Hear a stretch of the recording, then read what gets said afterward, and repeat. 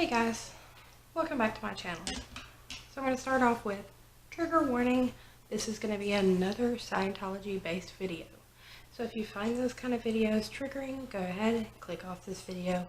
Go watch some of my more beauty related videos found other places on my channel. And let's get into this video. So today is going to be a video covering an article on Mike Rinder's blog, which I will have linked down in the description box below. The blog is titled Scientology Homophobia. And so I'm going to go into that article. I'm going to be reading pieces of that article. I'm going to be giving my opinion on that article. Sorry guys, still have the cough going on, but I'm also going to let you know that right now, I just got finished going on to the Scientology website and looking up their opinion on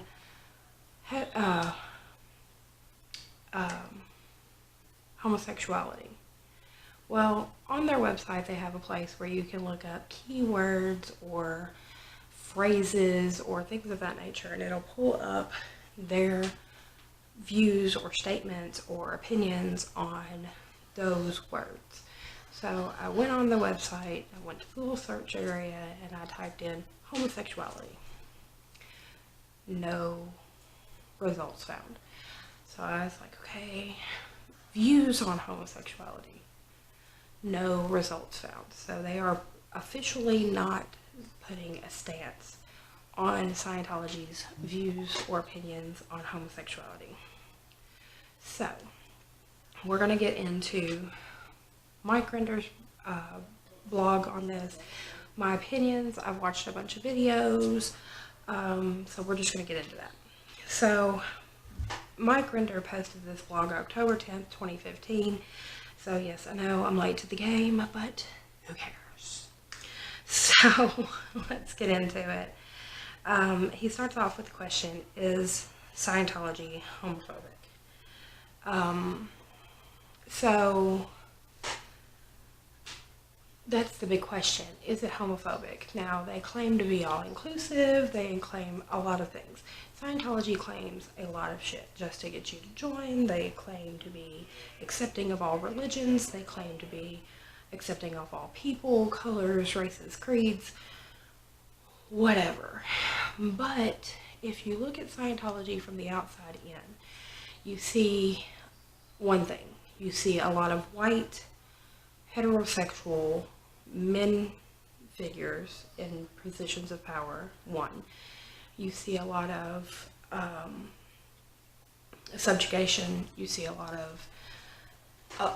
of things like that. Most of your women in Scientology are in roles of like secretaries or things of that nature. So there's a lot of standardized roles from like a 1950s perspective. So from just the face of it, one, you do get the feel that they are stuck in the past. So just from the face of Scientology, I do get the feel that they are homophobic. So let's dive in. Like Scientology's, and I'm reading off of my notes, and I'll be going between my notes and his blog. But like Scientology's claims of disconnection, their claims on acceptance of LGBT community are just as outlandish. So a quote, at its heart, Scientology is very homophobic. And that is a direct quote from Mike Rinder's blog. So let's go to the beginning. So from Dianetics, the modern science of mental health, there's a direct quote, the sexual pervert, and by this term, Dianetics, to be brief, includes any and all forms of deviation in dynamic number 2, such as homosexuality, lesbianism, sexual sadism, etc., and all down the catalog of Ellis and Kraft Ebing is actually quite ill physically. Perversion is an illness, has so many manifestations that it must be spread through the entire gamut of classes from 1 to 5 above. So that is a direct quote from L. Ron Hubbard in his Dianetics. So, but he even takes it further. So he goes even further and goes, I skipped around a bit, so let's go to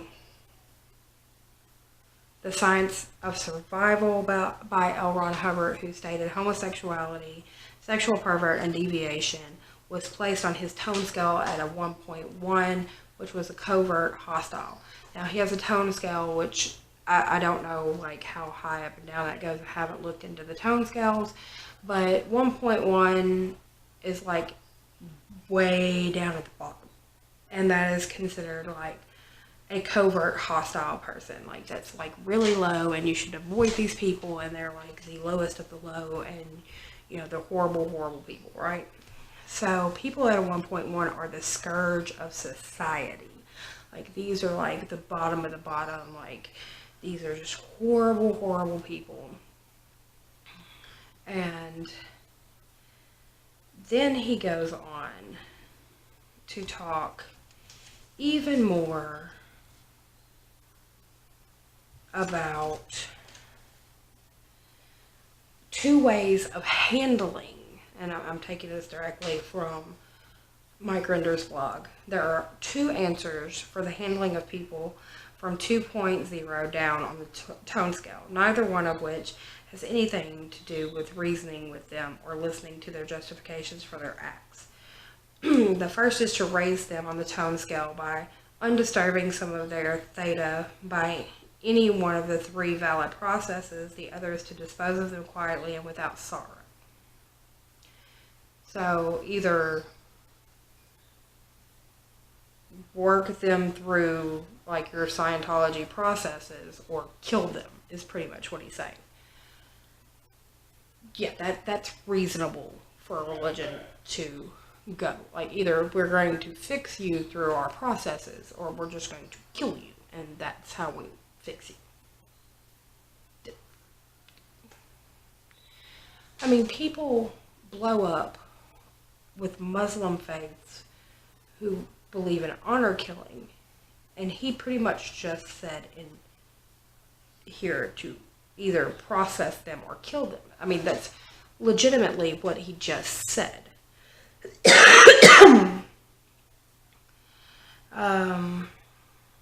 He kind of rambles on for a little bit longer. Then he goes into this whole thing about a Venezuelan dictator once decided to stop leprosy. He saw that lepers in his country were also beggars. By the simple expedient of collecting and destroying all the beggars in Venezuela, an end was put to leprosy in the country. So he pretty much just stated that, well, you know, this is what we can do. We will simply just take and gather together all the homosexuals, and we can kill them, and then we'll put an end to the homosexuals. Which, in one of his, it's been brought to light that in one of his science fiction books, that's actually what he did in one of his science fiction books. It's like gathered all the homosexuals together in one island, and something happened. I'm not quite sure, because I mean I haven't done that much research into his writings, but it was stated that in one of his science fiction books, they took all the homosexuals, they put them on an island, something happened, and then they were all dead. So effectively that put an end to the homosexuals. So that is effectively what he was talking about here.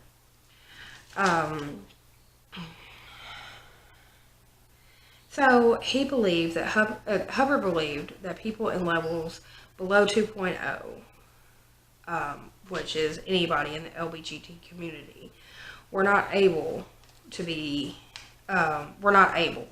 And Scientology is only for the able in his eyes. So people that are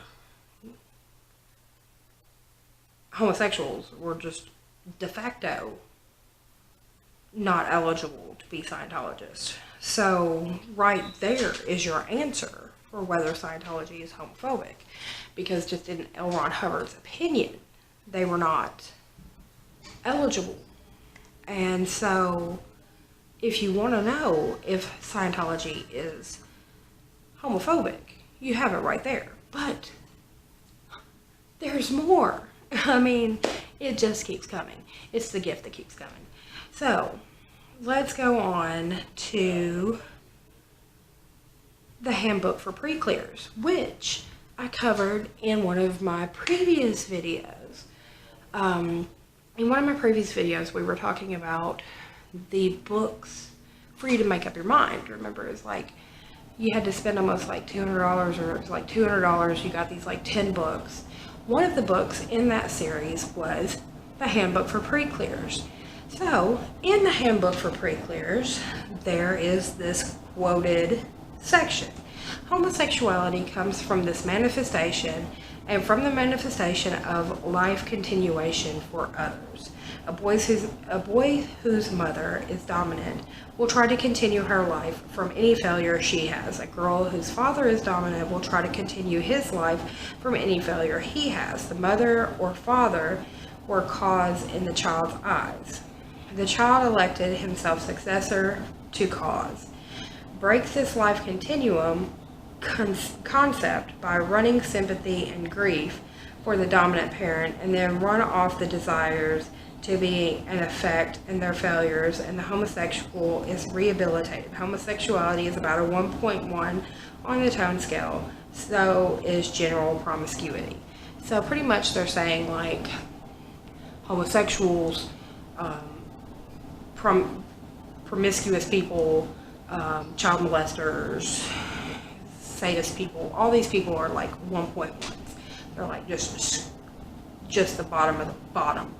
And pretty much what he's saying in this area is like people are homosexuals because like a guy is going to be a homosexual because his mother was very domineering and he's living on in his mother's image, and so he's attracted to males because his mother was attracted to males.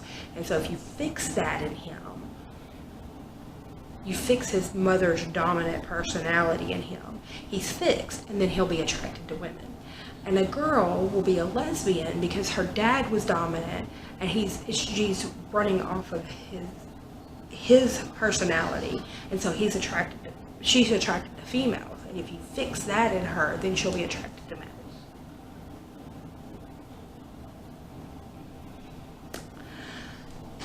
I don't know about you, but that just sounds really stupid. Because like my dad was a very dominant person. And he still is a very dominant person. He's still alive. But I mean, my dad is a very dominant person. And he was a very dominant person in my life. But I'm not a lesbian. He just made me be a very dominant person. And I'm a very dominant person. And my son is not gay. He actually has a girlfriend. So I'm not getting this. So moving on from that. But this is the first reference that L. Ron Hubbard makes to auditing out the gay. Okay, so it's like, oh, we can just audit that out. It's okay. We can fix that. We can audit that out and be okay. So Scientologists view anything that is not acceptable to them as easily handled through auditing. And so auditing raises you on the tone scale, rids you of any of your negative emotions and irrational behaviors, and including your tendency toward perversion. So they can audit out the gay, they can, now, I don't know about you, but this kind of sounds like a lot of the things that like the Southern Baptists used to think that they could do, or still think they can do. I don't know. I haven't been to a Southern Baptist church in a long time, but I remember when I was a teenager and some of my friends were starting to come out as gay.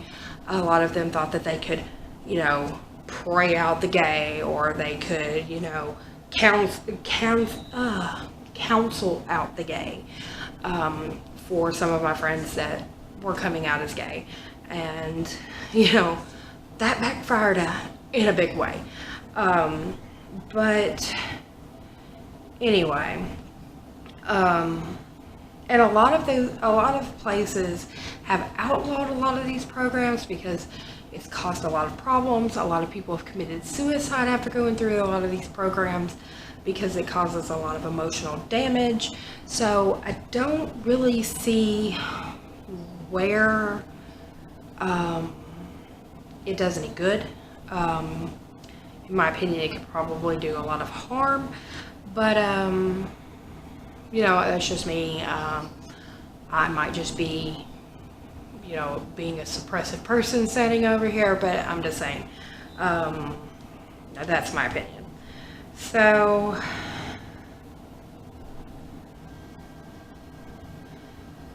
Scientologists have sought to change their image over the years.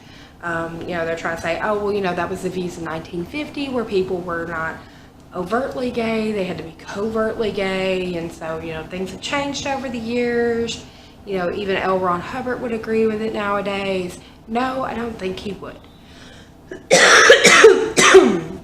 And moving forward with that, you know, California recently had that Proposition 8 situation. Sorry.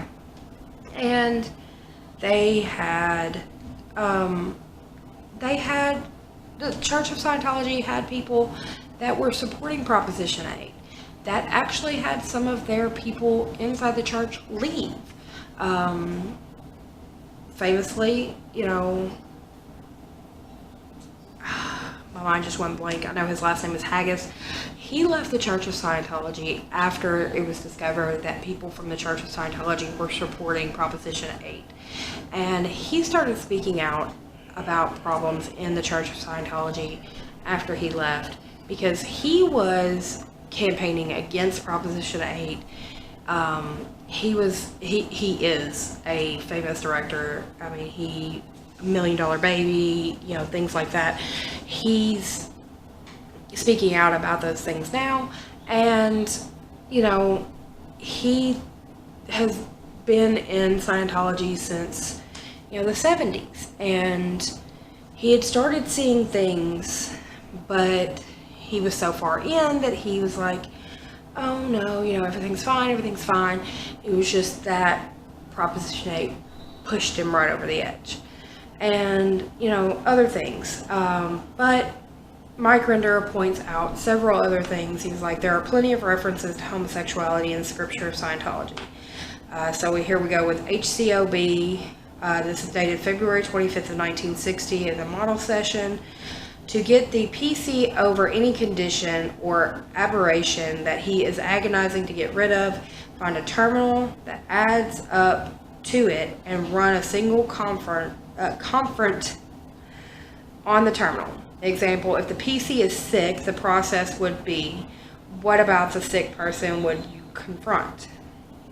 If the person is homo, it's, what about the homosexual would you confront?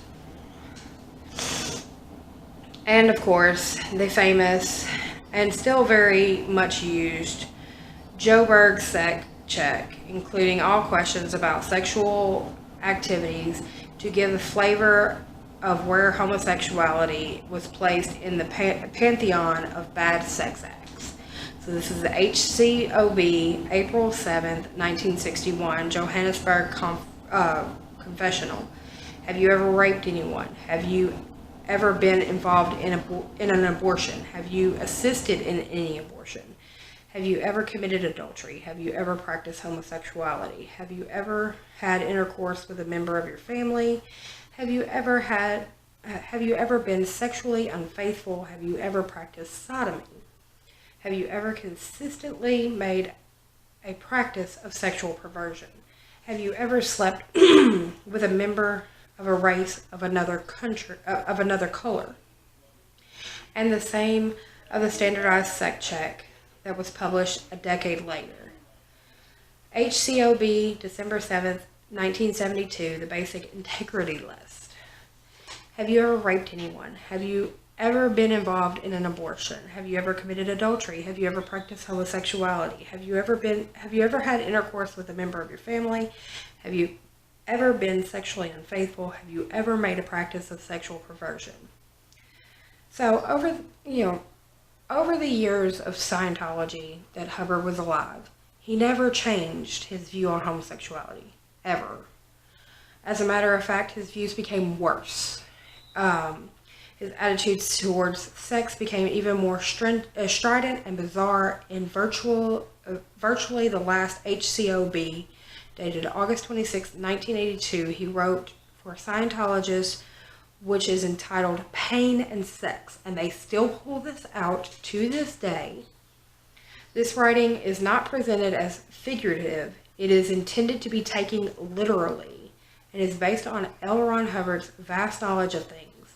Destructive figures who do not want people big or reaching, since they are terrified of punishments, do their crimes. Invented pain and sex to shrink people and cut their alertness, knowingness, power, and reach. Thus you see people who are experiencing either pain or sex, introverting and not producing much. Pain and sex were invented tools of degradation. Believe it or not, being can be so overwhelmed by either that he or she becomes an addict of it. Priests become flagrants and cut themselves to pieces with self-whipping. Torturers drool over pain. Lovers are very seldom happy. People do the most irrational things when overcharged with sex, and prostitutes use it as knowing stock in trade. Combined pain and sex make up the insane Jack the Rippers who kill only prostitutes. The whole strange body of sex, murder freaks, including Hinckley, and the devotees of the late night horror movies. Okay, now I'm a devotee of late night horror movies, but I'm not obsessed with pain and sex. So under the false data of the psychs, who have been on the track a long time and are the sole cause of decline in the universe, both pain and sex are gaining ground in this society, and coupled with robbery, which is a hooded companion of both, may very soon make the land a true jungle of crime. Go into an asylum or a prison and look at the increasing institutional population and know what you are looking at. In the main, there are pain and sex addicts, dedicate and degraded and no longer capable. Okay. One, we have to have sex in this society. Sex is a necessity, really, for the human race to continue. It's just one of those things. Sex is one of those things that keeps the society moving. You have to have sex to have new people, to keep people going. Now, granted, sex is fun. People enjoy sex. I'm not going to say we don't. If we didn't, there would be a problem. But it sounds like here, he has an issue with people enjoying sex. And that's one of those things that, like, I've always had an issue with organized religion, is because they always push sex for procreation purposes only and not for enjoyment. I'm sorry, I'm one of those people that like to have sex for enjoyment, and procreation becomes a secondary tool. I'm sorry, it's one of those things. But I don't understand why he's saying that everybody that's in prison is there because they're a sex addict. It's not necessarily true. People that are in prison are there for a number of crimes. A lot of things do not stem from sex. A lot of things can stem mostly from drugs nowadays. And that doesn't stem from sex. That stems from an addiction to a medication that stimulates their brain in a certain way. And those didn't start from sex. Those started from something else. Maybe you tried a drug at some point. It stimulated a part of your brain and you've been chasing that high. That didn't start from sex. That started from a drug. Now, yes, you do have people that are in prison for sex crimes. And yes, that number is quite high nowadays. It's scary, yes. But that's not everybody. Matter of fact, I know quite a few people that have been to prison that weren't there for sex crimes. They were there for other things. And it never stemmed from anything to do with sex. So, I don't... it's another one of those bullshit things that's spewed out of L. Ron Hubbard's mouth. And I'm just going to leave it at that. So let's turn to the practice of the church. Paul Haggis. That's the guy's name. Paul Haggis is the one that left the church in reference to the Proposition 8. There are a lot of articles about Paul Haggis. The most famous one is in the New Yorker. It's a great article. I do suggest that you go and find that and read it. It is a wonderful article. There's also a book that he is featured in. So is a lot of other Scientologists. It's called Going Clear. It's also a film. So if you can find it, I suggest you watch it. It's very good. Anyway, that is the Proposition 8 that I mentioned earlier, and that is going into this section. But let's skip past that since I've already talked about that. But let's talk about the Sea Org. Since Sea Org is so important to Scientology, guess what? If you're gay, you can't be in the Sea Org. Matter of fact, if you want to get out of being in the Sea Org, say you're gay.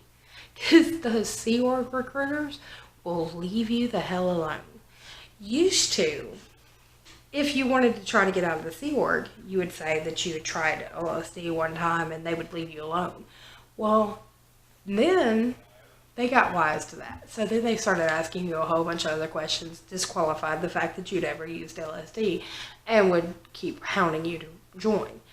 Now it is, oh, well, I've slept with a guy. If you're a guy, I've slept with a guy.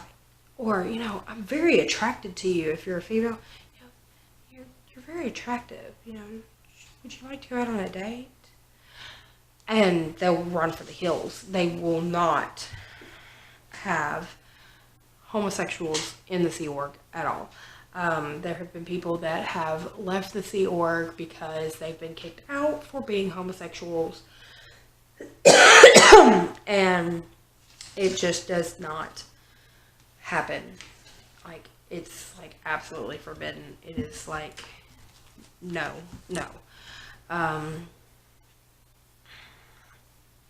So it says a well-known fact is that people have blown the Sea Org recruiters by claiming that they are gay. They are dropped like hot potatoes. Actually, they are dropped dropped if they have gay thoughts. Lesbian, gay, let alone bi or trans, are absolutely so non-starters. Fortunate for them. If you are in the Sea Org and profess to be gay or have homosexual tendencies, it is a one-way ticket to the RPF or out if the so altogether. Nora Crest has told her story. There are dozens of similar ones. Again, the concept of sending someone to the RPF for being gay is based on the idea that they are rehabilitated. But this is not limited to the Sea Org. Executive and HCO qualifications in any Scientology organization require that you have no history of perverted 2D activities, and that most definitely includes homosexual activities. And finally, there is this. The self-titled ecclesiastical leaders of the Scientology religion, and the biggest being and bestest Scientologist in the whole universe, is viciously homophobic. So now we're going to talk about David Miscavige. David Miscavige is completely and utterly homophobic. He has been known to scream things like buttfuckers, cocksuckers. He has graphically and lewdly described sex acts that he claims that top executives do to each other when he is mad at them. And most of these have been aimed at Mark Yeager and Gilliam Lesver. If I'm saying his name wrong, I'm sorry. Mike Rinder has been the butt of a lot of these type of expressions, let's say, and in front of a lot of staff. And there's a problem there. Like, this is like the kind of shit that you hear in a locker room in junior high and high school kind of stuff, but these are grown-ass fucking men. And the other staff is supposed to be like, ooh, oh, I can't believe he said that. This is fucking like junior high, high school type shit. Like, grow the fuck up. You're calling somebody a cocksucker. You're talking about how they're like needing to get somebody's cum out of their mouth if they're stumbling over their words. Like, grow up. Seriously, grow the hell up. You're way, way past the age to be talking like this. And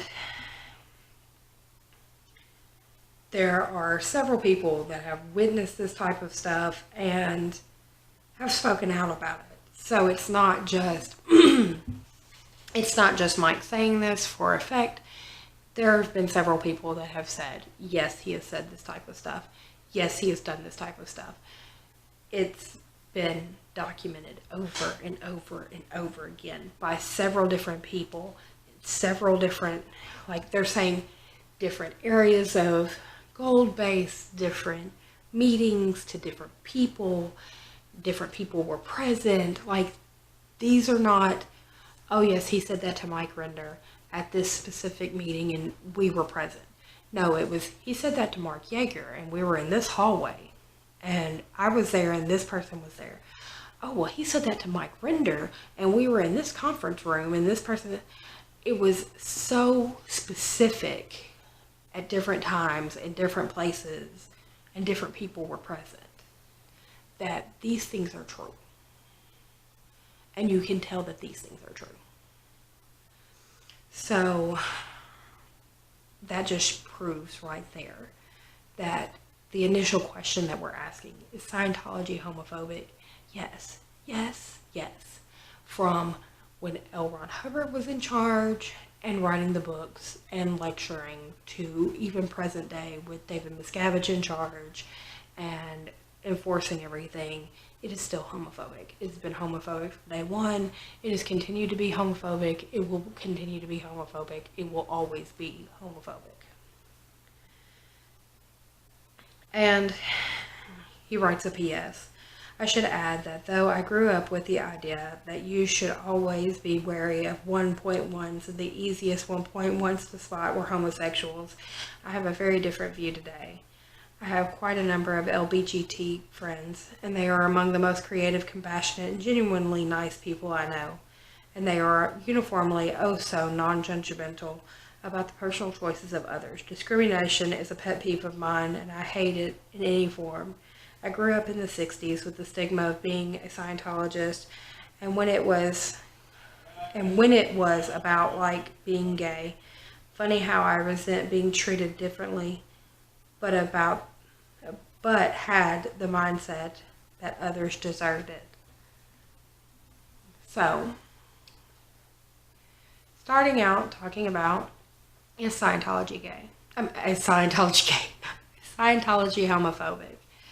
Yes, I think we've proved that time and time again. It is very homophobic. It has in its writings, and not just one, in like several of its writings, not just in its books, but in some of its directives, and it thinks it can audit out the gay. It thinks it's the answer to it. I mean, it's crazy.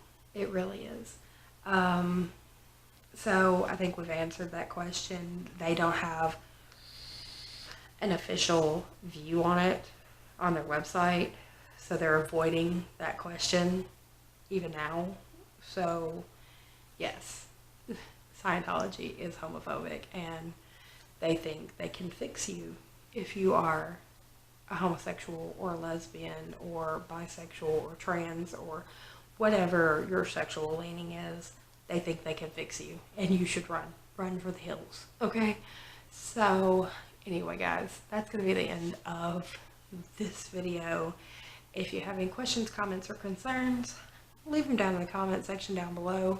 My social media will be in the description box down below, so come find me on Facebook, Instagram, or Twitter. If you have any crazy comments that you want to leave, or you have any insane Scientology information you want to pass along, you want me to talk about it in another video, send it my way. I'm more than happy to talk about it, and I will see you guys on the next one. Bye for now.